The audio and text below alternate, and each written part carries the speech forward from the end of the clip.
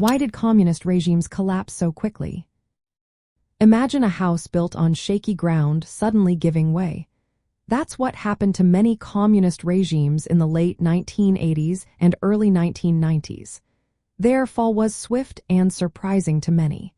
It wasn't just one reason but a mix of problems that made these governments crumble. First, their economies were struggling badly.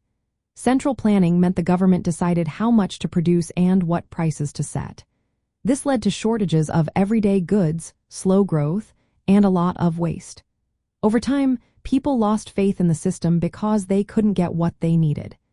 As the economy worsened, protests grew, and people started questioning the government's ability to serve them. At the same time, reforms like perestroika and glasnost in the Soviet Union aimed to fix these problems. Perestroika was about restructuring the economy, and glasnost meant openness. These changes were meant to modernize socialism but ended up loosening the Communist Party's control. People saw an opportunity to push for more freedom and democracy. Popular uprisings played a big role. In Poland, the movement called Solidarity fought for workers' rights and political change. In East Germany, mass protests led to the fall of the Berlin Wall. Czechoslovakia and Hungary also saw large demonstrations demanding freedom. These protests were mostly peaceful but spread quickly, showing how much dissatisfaction there was. The failed August 1991 coup by hardline communists was a turning point. They tried to take control from Gorbachev but failed. This weakened the Communist Party and made reformers like Boris Yeltsin more popular. The coup's failure made it clear that the old system was losing power. As the Soviet Union's republics declared independence, the whole structure started to fall apart. The Union's federal system couldn't hold anymore.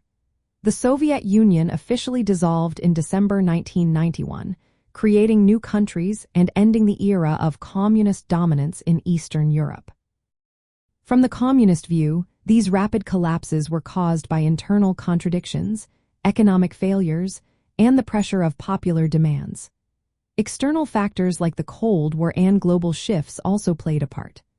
The collapse showed how difficult it was to keep control when economic problems, political reforms, and people's desire for freedom all came together.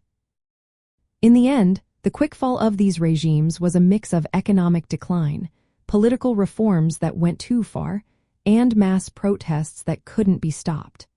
It was a complex process driven by many factors working at once, all within the larger context of shifting global power during the Cold War era.